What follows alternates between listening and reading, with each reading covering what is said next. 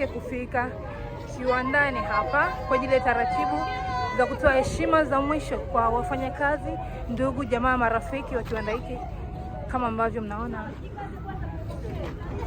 wamejipanga vizuri kwa ajili ya kupokea mwili huu kwa ajili ya kutoa heshima za mwisho. Mtoto marehemu huyu hapa amesimama mbele kabisa, amemshikilia kutokana na hali yake ni mbaya, ana uchungu mkubwa, hawezi kujizuia. Ni mtu ambaye amekuwa akishikiliwa, zikitumika jitihada mbalimbali kwa ajili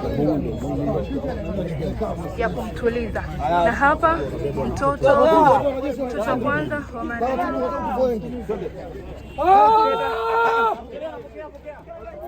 taratibu.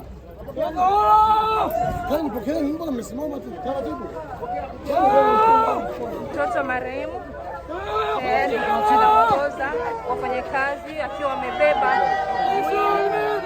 baba yake, akiongea maneno kwa lugha ya Kichina kwa uchungu mkubwa, akionyesha namna ambavyo ameumia.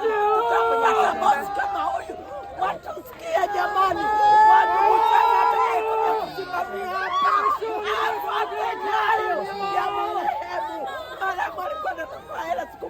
tumefanya kazi, anatupa 10,000. Nimefunga mwezi wa Ramadhani, kanipa hela ya 10,000 jamani, na wao wapate nyema za ndugu wetu.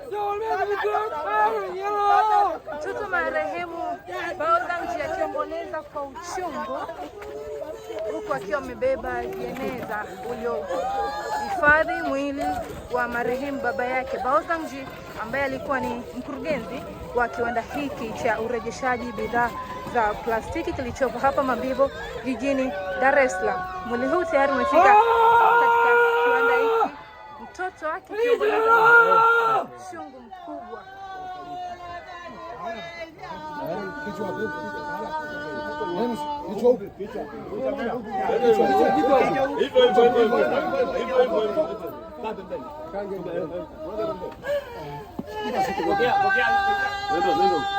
Neno.